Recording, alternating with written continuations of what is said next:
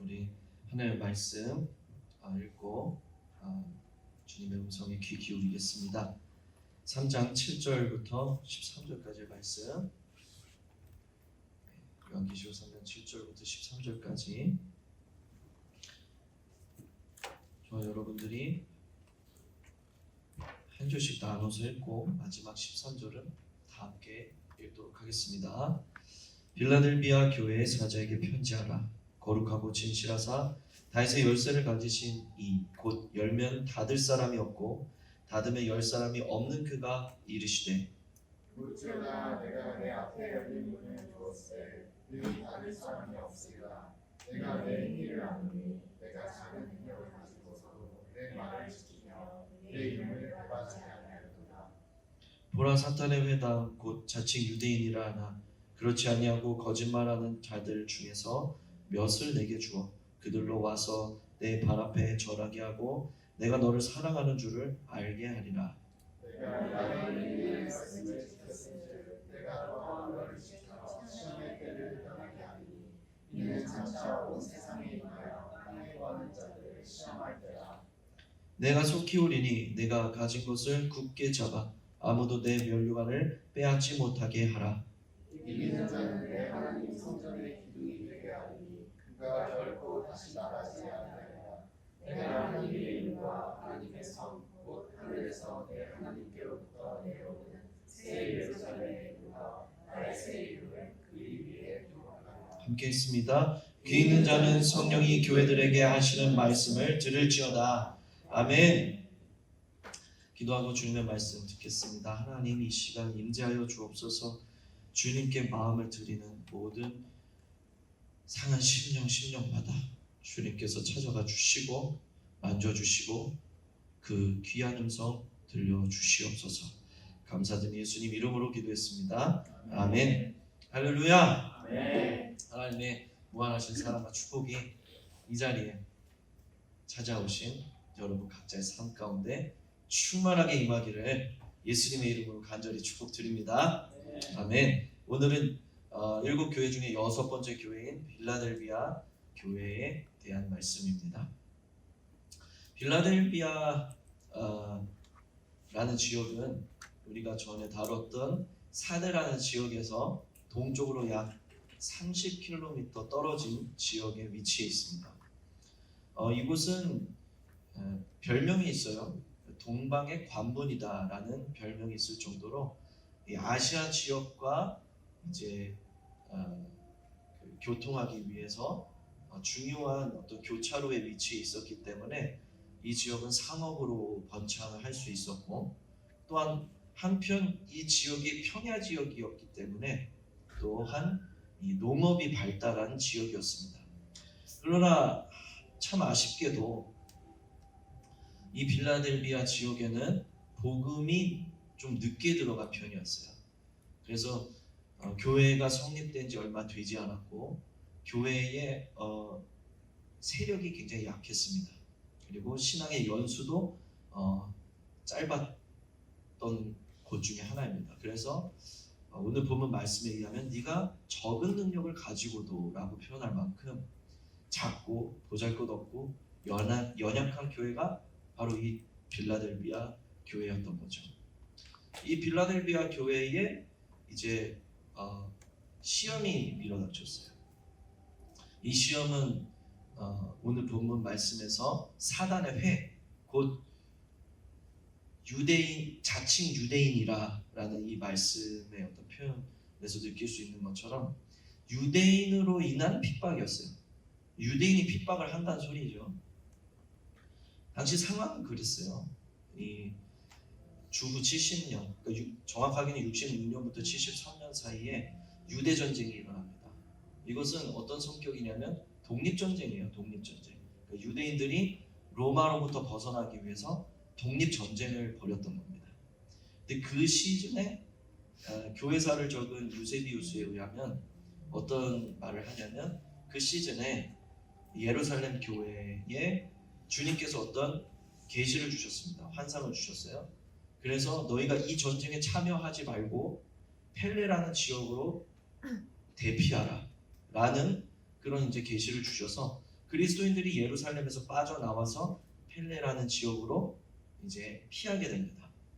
유세비우스의 기록에 의하면 이 그리스도인들이 모두 예루살렘을 빠져나감과 동시에 로마 장군 티투스가 예루살렘을 초토화시켰고 그리고 성전을 파괴했습니다. 그리고 반란군들을 완전히 멸절시키게 되죠. 그래서 이 사건 이후에 유대인들이 그리스도인들에 대한 감정이 굉장히 안 좋아졌습니다. 그래서 그리스도인들을 원수로 여기게 되죠. 심지어는 그들의 공식 기도문에 그리스도인들을 멸망시키소서라는 내용이 들어갈 정도였습니다. 그래서 이 유대 전쟁 이후에 그리스도인들에 대한 유대인들의 핍박은 굉장히 크고 강력하고 집요한 것이었습니다. 그 집요한 유대인들의 박해가 이 빌라델비아 지역에도 찾아와서 이 작고 연약한 교회를 공격했던 것입니다. 그런 상황 속에서 이 빌라델비아 교회가 작고 연약해서 믿음이 떨어질 줄 알았는데 오히려 없으니까 주님 붙들고 연약함으로 주님을 붙들었던 것입니다. 그것을 보면서 주님께서 칭찬하시는 거예요. 이 빌라델비아 교회는 칭찬만 받은 교회였습니다. 제가 이탈리아에 가면 아직 한 번 안 가봤거든요. 가면 꼭 가보고 싶은 데가 있어요. 발데제 교회라고. 발데제 교회는 이 왈도파라는 이 종교 개혁 세력이 신앙생활을 하던 곳입니다. 당시에 이제 이 왈도파와 프란시스라는 사람이 있었어요. 왈도와 프란시스. 두 사람 모두 하나님께 귀하게 쓰임을 받은 사람들이었어요. 당시 무너져가던 교회, 썩어 문드러져가던 성도들의 신앙, 그것들을 회복시키고 다시 회개하게 하고 다시 돌이키는 일에 귀하게 쓰임 받은 사람이 바로 프란시스와 왈도라는 사람이었습니다. 다른 점이 있다면 프란시스는 교황에게 받아들여졌어요. 그래서 아무 문제가 없었는데 이 왈도는 교황에 의해서 이단으로 정죄받습니다. 그래서 무시무시한 핍박을 받아요. 이단으로 정죄받은 이유는 성경을 성도들의 언어로 번역해서 좀 나눠주자라는 거였어요. 그러니까 그 당시에는 성경이 오직 라틴어로만 기록되게 되어 있었습니다. 그래서 글을 모르는 성도들에게 가지도 않을 뿐더러 오직 이 성경은 이제 사제들만이 다룰 수 있는 책이었어요. 근데 왈도는 이 성경을 성도들이 읽을 수 있는 언어로 번역을 해서 성도들에게 보급하자라는 그런 요청을 하니까 교황이 그를 이단으로 정죄해서 무지막지한 핍박을 가하기 시작합니다. 그래서 프란시스가 죽을 때 유언을 남겼거든요. 나를 기념해서 어떤 교회도 세우지 말아라. 이게 가톨릭이 하는 그 짓거리들이 분명하니까 내가 죽으면 반드시 교회를 세울 거야. 성당을 아주 거대하게 세울 거야. 그래서 유언을 남겼단 말이죠. 근데 교황이 그 유언을 찢어버리고 성 프란시스가 다니던 교회를 보존한다는 명목하에 그 교회를 중심으로 거대한 성전을 만듭니다. 그래서 지금도 관광객들이 수도 없이 거기 가잖아요.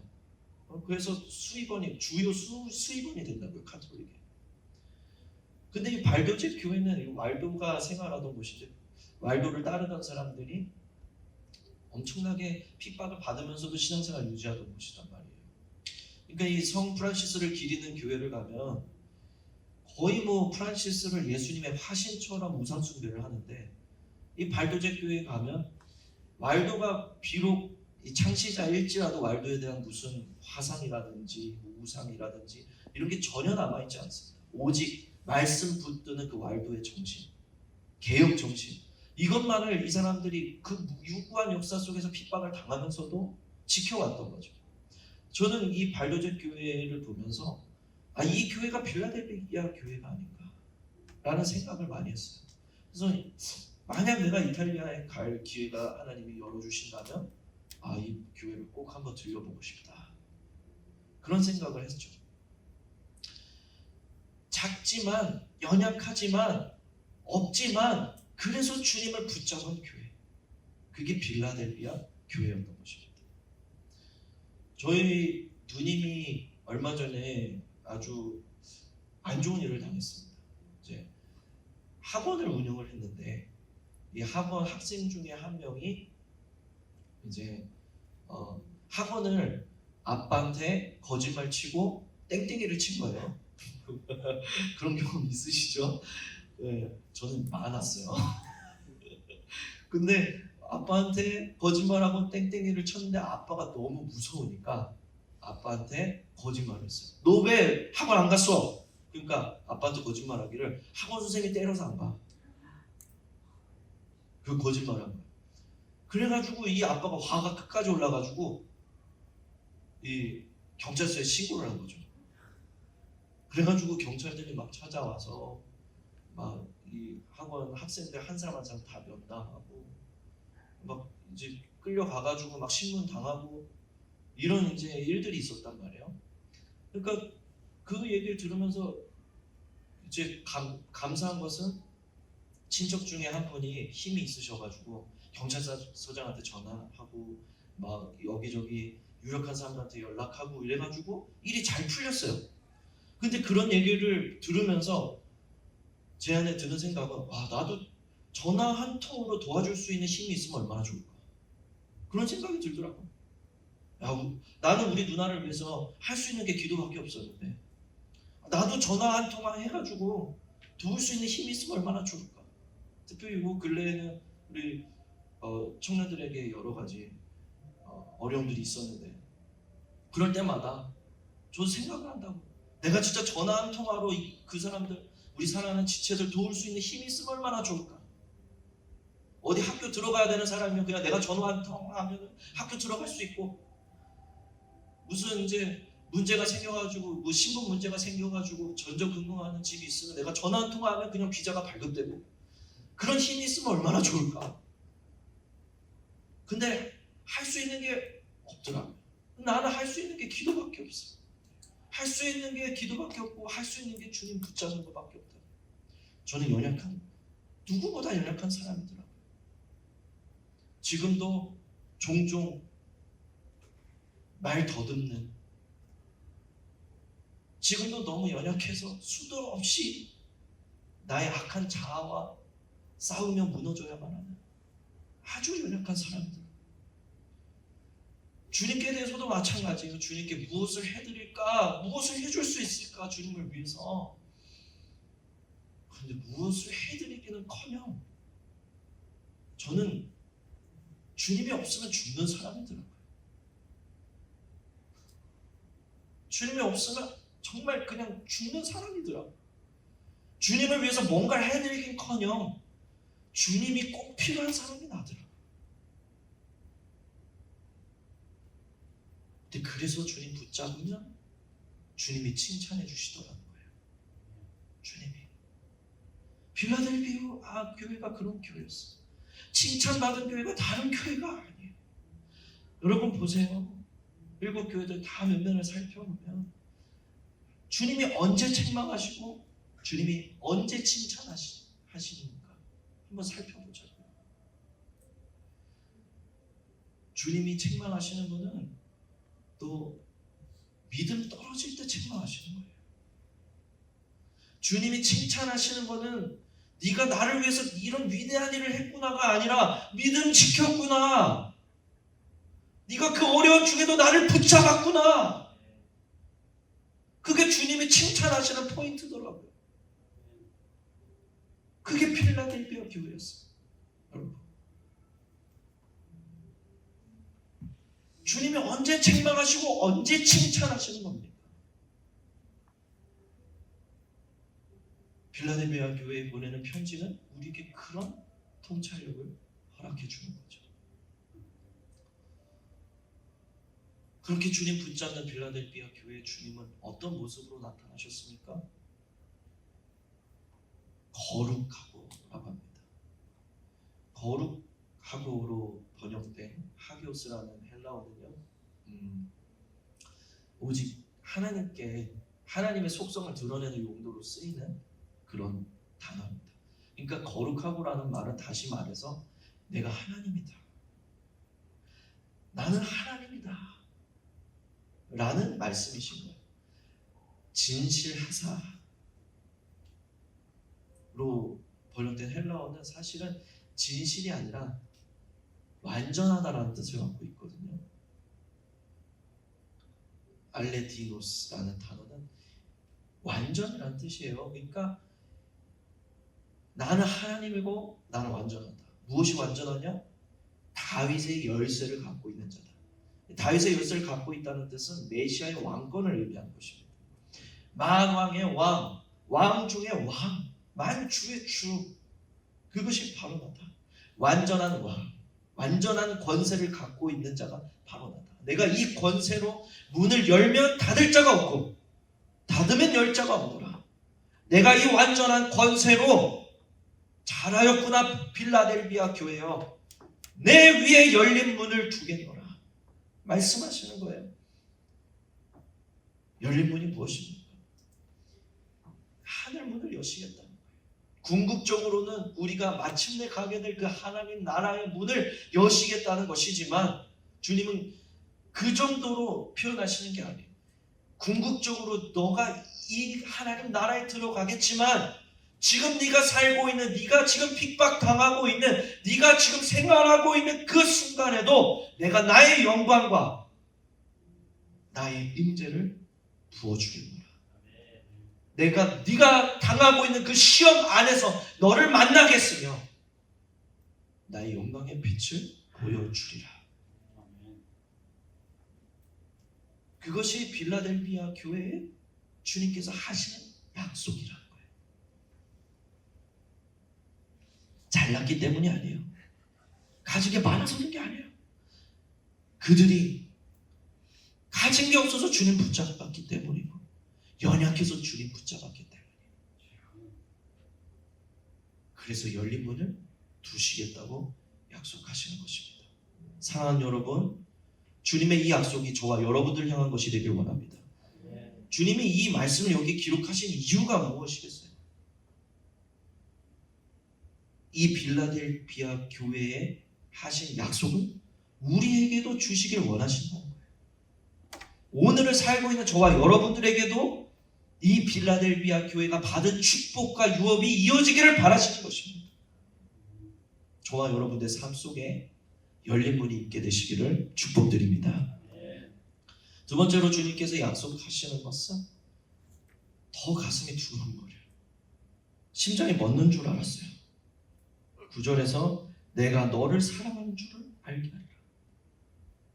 심지어 원수들의 눈앞에서 그들로 와서 내 발 앞에 절하게 하고 내가 너를 사랑하는 줄을 알게 하리라. 그것이 주님의 약속이에요.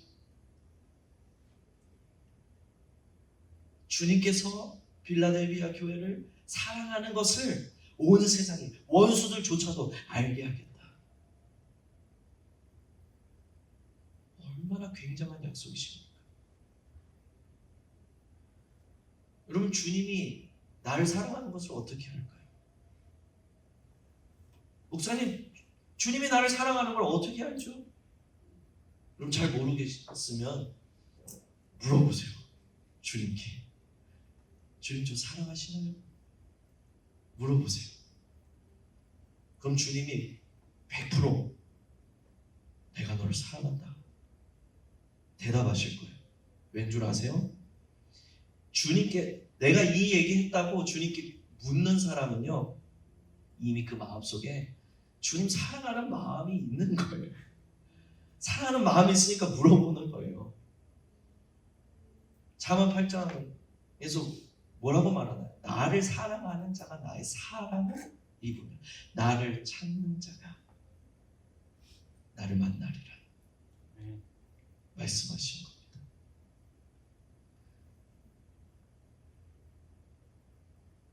주님과 우리는 서로 사랑하는 관계죠. 내가 너를 사랑하는 것을 이라고 주님 말씀하신다는 말씀은 빌라델비아 교회가 주님을 사랑하고 있다는 것을 또한 말씀하고 있는 것이기도 하다는 거예요.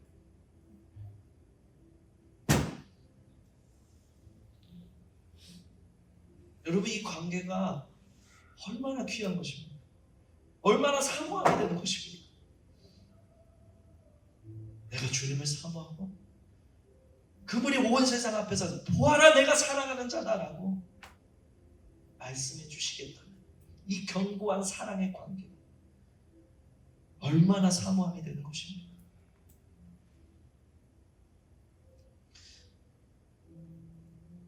여러분, 우리의 삶 가운데 주님을 사랑한다는 것은 그 무엇과도 비교할 수 없는 값진 보물인 것입니다. 그 무엇과도 바꿀 수 없는 귀한 보물인 것입니다.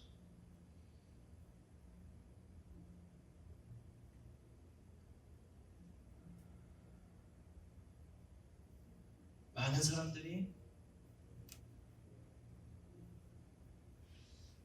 교회를 출입하고 나가고 할 것입니다. 그러나 그들 중에 주님, 그 무엇보다도 주님을 사랑합니다. 그리고 주님께서 내가 너를 사랑하는 것을 온 세상에 알게 하겠노라. 여러분, 이렇게 말할 수 있는, 이것을 경험하고 이것을 누리고 이것을 고백할 수 있는 그런 사람은 극히 소수한 거예요. 여러분들이 만약 이것을 누리고 있다면 이것보다 값진 것은 없는 거예요. 우리가 이것보다 사모하고 갈망해야 되는 것이 없는 거예요, 사실.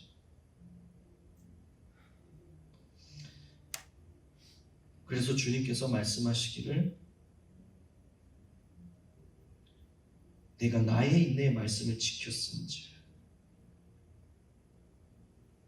내가 또한 너를 지켜 시험의 때를 면하게 하리니 라고 말씀하십니다. 어떤 말씀을 지켰다고요? 인내의 말씀을 지켰다고 합니다.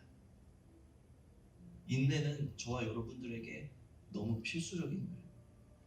특별히 사랑하는 관계에 있어서 인내는 너무 중요한 것입니다. 사랑에는 인내가 필수적이더라고요. 왜냐하면 사랑은 감정이 아니기 때문에 그래요. 감정은요 3년이면 끝나요. 근데 사랑은 영원하다고 말하고 있습니다. 사랑이 감정이 아니란 소리예요. 이 사랑은 인내의 형태로 드러납니다. 신실함으로 드러납니다.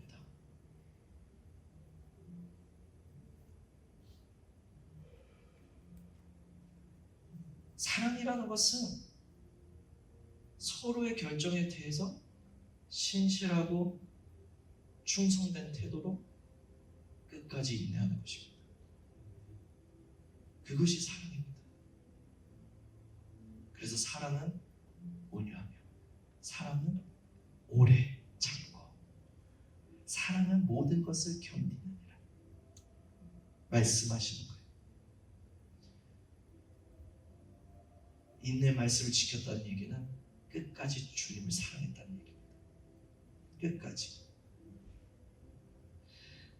그래서 주님이 무슨 말씀하시냐면 너를 내가 지켜서 시험의 때를 면하게 하겠다라는 거예요. 이 시험의 때는 궁극적으로 이 지구의 역사의 마지막에 일어나게 될 대환란을 뜻하는 것입니다. 그러나 그 대환란까지 가지 않더라도 우리 삶 속에 얼마나 많은 환란이 있습니까? 이 시험을 면하게 해주겠대요. 이 말은 제가 원어 성경 통해서 보니까 뉘앙스가 어떤 뉘앙스냐면 시험을 피하게 해주겠다는 게 아니에요. 면제해주겠다는 게 아닙니다. 시험을 당할 것이지만 그 시험 가운데서 보호함을 받을 것이죠. 그 말씀을 하고 계신 거예요. 그 시험 가운데에서 내가 함께하며 보호할 것이다. 그 약속을 하고 계신 거예요. 그래서 주님과 끝까지 사랑의 관계 속에 있는 사람들이 받을 축복 중에 하나가 무엇이냐면 바로 그 시험 가운데서 모든 인생들이 피할 길이 없는 그 환난 가운데에서 주님이 함께 하시며 주님께서 보호해 주시는 역사가 있더라는 것입니다. 주님이 보호해 주신다는데 뭐가 걱정이에요? 무슨 환난을 만나든지 무슨 걱정이냐고요. 주님과의 사랑의 관계가 우리로 하여금 환난을 두려워하지 않게 해준다는 거예요. 여러분, 우리가 서두에 주님이 언제 책망하시고 언제 칭찬하시는지를 살폈습니다. 믿음 지킬 때 주님이 칭찬하시는 거고, 믿음 떨어질 때 주님이 책망하시는 거예요. 근데 우리의 믿음을 떨어뜨리는 게 꼭 환난만은 아니더라고요. 여기서 시험이라고 기록이 됐는데 이 시험이 꼭 환난만을 의미하는 건 아니더라고요. 시험은 성공으로도 오더라고요. 성공으로도 오더라고요. 그래서 그 성공이 믿음을 떨어뜨리기도 하더라고요. 그래서 성공이 됐든 환난이 됐든 믿음 떨어지지 않는 게 중요한 거죠.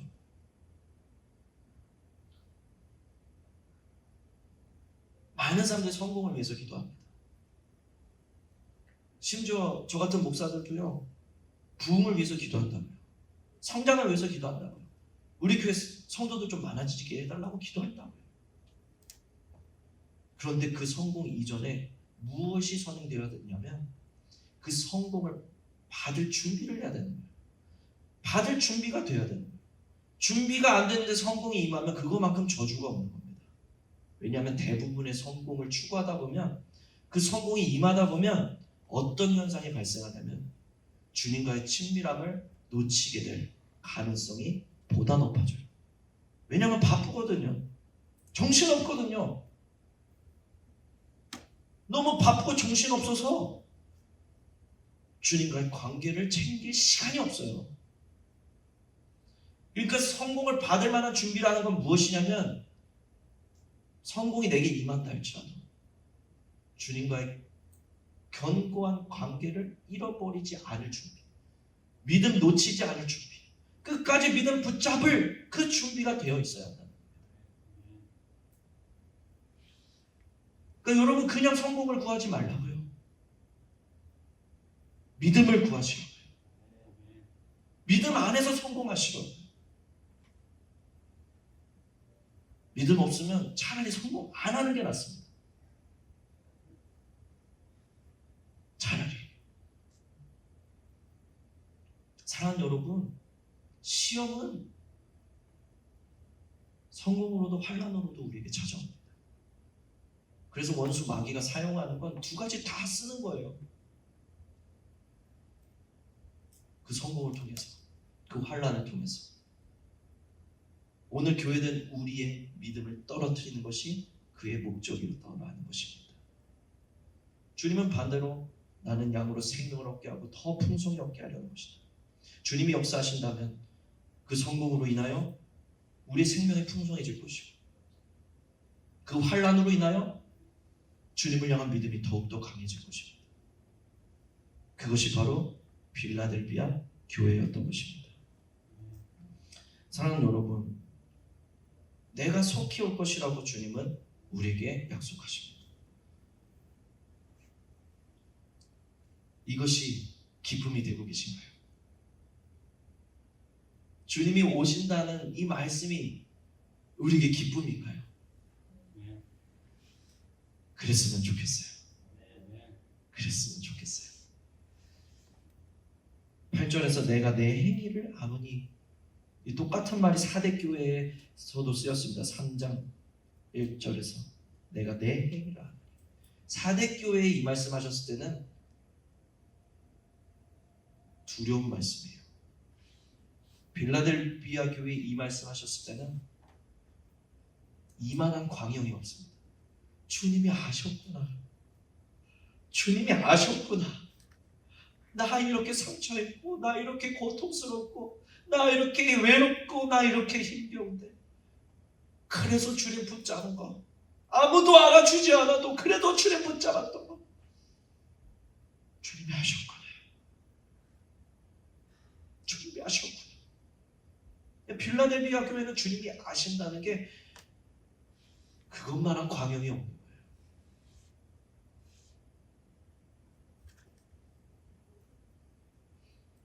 주님이 오십니다. 주님이 반드시 저와 여러분들의 삶에 오실 것입니다. 그날 오실 뿐 아니라 빌라델비아 교회처럼 약해서 그를 붙잡고 없어서 그분을 붙잡는, 그분을 사랑하지 않고서는 이 세상 살아낼 자신이 없는 그 약하고 연약한 교회들 위해 열린 문을 두사 그 위로 쏟아져 내려오듯이 찾아오실 것입니다. 그것이 오늘 본문이 우리에게 약속하고 있는 것입니다. 사랑하는 여러분, 지금까지 교회들에게 주님께서 선포하신 것처럼 동일하게 이 모든 말씀을 우리에게 주시고 선포하고 계십니다. 누구든지 귀 있는 자는 성령이 교회들에게 하시는 말씀을 들을지어다.